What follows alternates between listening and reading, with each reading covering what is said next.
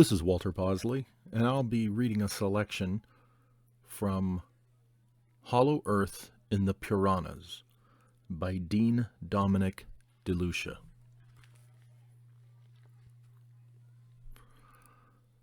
Hollow Planets, Venera 9, and the Bhagavatam.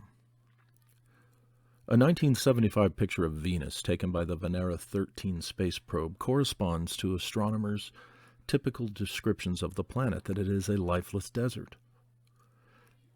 Does such a description invalidate the Puranic descriptions of life on other planets, including the ones along the Bhumandala, the plane of the planetary orbits, or our solar system? Maybe the question really is, can we trust this picture? The Venera 9 lander, for example, passed through an upper atmosphere in which clouds swirl around at 360 kilometers per hour. The lander reported a surface temperature of 900 degrees Fahrenheit. We are assured that the lander carried on ample cooling system for its mission, but we all may want to ask what material the parachute was made of. It opened up at 60 kilometers above the surface of the planet. Even assuming that the craft was able to parachute through the 360 km per hour winds found in the Venusian atmosphere, the question remains, what could that parachute have been made of that it did not melt nor burn during a 60-kilometer descent at 900 degrees Fahrenheit?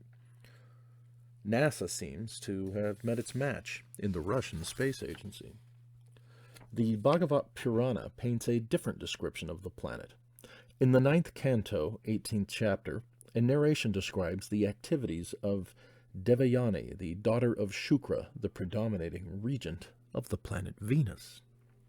There, a palace garden is described full of lotuses and trees of flowers and fruits, inhabited by sweetly singing birds and bumblebees. It is described that lotus-eyed girls took a walk along the bank of a reservoir. At one point in the narration, Shukra Acharya, Devayani's father, made a comment about grains in the field. According to this description, Venus seems to harbor life, as on Earth. In fact, according to the Puranic descriptions, there is life and activity on all the planets. For example, again in the Bhagavad Purana, Canto 4, Chapter 20, text 35 to 36, a reference is made to the way in which Maharaj Prithu, a king of the earth, paid his respects to visitors from various celestial planets, and then a reference is made to the inhabitants of the earthly planets. Now, first of all, the reader will note that the text refers to earthly planets in the plural. In the Vedic literature, one term used to refer to the earth is Bhumandala, which means the circle of the sun, which seems to refer to the planets along the plane of the solar system, as pointed out by Dr. Richard L. Thompson in his book, Mysteries of the Sacred Universe. This is why the plural is used. The planets in the solar system are somehow grouped together in this sense because they are all on the same orbital plane. It is interesting, though, that we don't apparently see inhabitants on any of the other planets in the solar system. In fact, the Apollo astronauts have supposedly gone to the moon and found no life there. Through their telescopes and space probes, astronomers tell us that there is no life on the other planets, such as Mercury, Venus, and Mars. A.C. Bhaktivedanta Swami never agreed with such conclusions. In his purport to text 26, chapter 18, canto 4 of the Bhagavad Purana, the Swami states that, according to the Vedic literature, it is not true that the moon does not produce food or that no living entity is living there. In the purport to canto 4, chapter 22, text 54, he writes, "The Vedic literature, however, repeatedly informs us that the moon is full of highly elevated inhabitants who are counted amongst the demigods. We are therefore always in doubt about what kind of moon adventure the modern scientists of this earth have undertaken." Also in his purport to the above-mentioned text in Canto 4, Chapter 20 of the Bhagavad Purana, A.C. Bhaktivedanta Swami Prabhupada mentions, "In modern scientific society, the idea is very prevalent that there is no life on other planets, but that only on this earth do living entities with intelligence and scientific knowledge exist. The Vedic literatures, however, do not accept this foolish theory.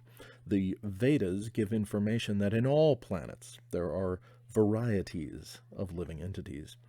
We have information from the Vedic literature that in each and every planet, both material and spiritual, there are living entities of varied intelligence.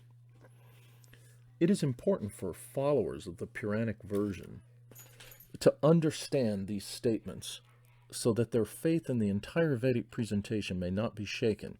We can consider the difference of opinion between these Puranic statements and modern scientific allegations that the planets are uninhabited and lifeless by considering whether the Apollo astronauts really went to the moon, whether or not there might actually be artificial artifacts on the surface of the moon, and whether or not the key to understanding the nature of the Puranic statements might not lie in the fact that the planets are hollow. Recently, there has been quite a bit of private investigation into the validity of NASA's space probe and Apollo photographs. Much of the results appear on the internet. Apollo debunkers point out various photographic anomalies which challenge NASA claims. For example, there is a famous picture of the rocket motor on the lunar excursion model, which was supposedly turned off 2 meters above the surface of the moon. The anomaly has to do with the fact that the picture shows no disturbance on the soil underneath it. There is also a famous photograph taken from an elevated angle of the astronauts on the moon with their hands free and the LEM in the field of the picture, but nobody there to take the picture. There are divergent shadows on fairly level terrain, although only one light source exists on the moon, the sun. Glare is seen in the Apollo pictures, even though glare is caused by an atmosphere, and the moon supposedly has none. And the NASA sign, specifically the sign on the side of the LEM, away from the sun, is illuminated in various film clips indicating spotlights or such. There is more, but for reasons such as these, we may take a dim view about NASA claims of lifelessness on the moon and withhold any judgment against the Vedic statements. Perhaps the key to understanding the difference between the Puranic version and the version of modern astronomers lies in the following statement which Bhaktivedanta Swami made in the summary study of the Bhakti Rasamrita Sindhu. On page 11, he writes of how the yogi can enter into the sun planet simply by using the rays of the sunshine. How unusual that he writes about living entities inside the planets. In the English language, it is very unusual to refer to a population living in the planets. We always say on, and we have already pointed out that in the Bhagavad Purana he writes that the moon is full of highly elevated inhabitants who are counted amongst the demigods. A planet full of inhabitants does not suggest life on the surface of that planet, but rather within.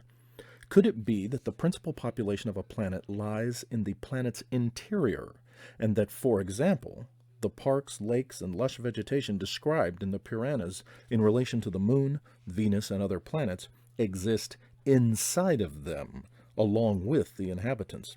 Such an understanding would completely vindicate those Puranic statements which seem so fantastic that they are unintelligible to us currently, and establish newfound validity for the Puranic astronomical scheme of things. Does any support exist of such Puranic descriptions? The following NASA photograph of Venus, identified as 79 HC46, seems to do so insofar as it supports the hollow planets theory.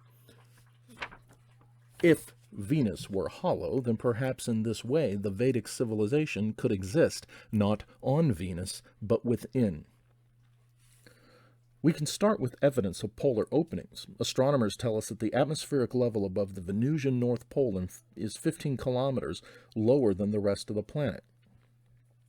Is this depression indicative of atmosphere being sucked into Venus, just as the cloud billows superimposed on the southern pole indicate a huge spiraling outdraft? Does ventilation occur through Venusian poles?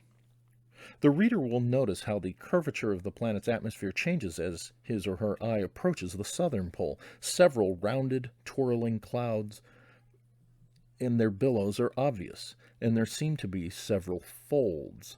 They rise out of the southern extremity and elongate the atmosphere. Venus does, in fact, experience a rising and falling of its atmosphere by as much as 1.1%. That represents a huge expansion given the fact that the diameter of the Venusian globe is supposed to be 7,700 miles. Could the expansion of the Venusian atmosphere and the billowing at the poles be a symptom of the planet's breathing through the polar holes? On the 29th of March, 1873, W.F. Denning observed a depression in the polar regions, which he described as looking like a small crater. Is Denning's depression related to a polar opening? In the early 1970s, this depression was seen again by a number of British and American astronomers. Another phenomenon seen and even photographed by NASA spacecraft is the polar collar. This is a ring which seems to extend the points of the gibbous Venus at the very polar regions. Could this polar collar be linked to the existence of polar openings on Venus? Joseph H. Cater, in his book The Ultimate Reality, makes the following appropriate comments in this regard. Quoting, "Radar pictures recently taken of Venus show two almost perfectly round depressions that are antipodes of each other. One has a diameter that is 40% as great as that of the planet itself. The other has a diameter nearly 30% as great. Incredibly, these were explained away as being impact craters. It is difficult to believe that even the scientific community has any members of sufficient mental vacuity to endorse such an explanation. Yet the author knows an honored member intimately who insists this is what they are. As anyone has even a modicum of intelligence should realize, an impact crater will have a depth that is a reasonable percentage of its diameter, especially if the missile does not bounce off and it sinks below the surface. An impact capable of producing a crater with such a diameter would completely shatter even a solid planet. The impossible coincidence that a planet would have two such craters, nearly the exact opposite of each other, has been cheerfully ignored." End quote. The only possible explanation is that these depressions are giant openings into the hollow interior. The energies being radiated from these openings would deflect radar to the extent of creating the illusion of there being shallow sinks.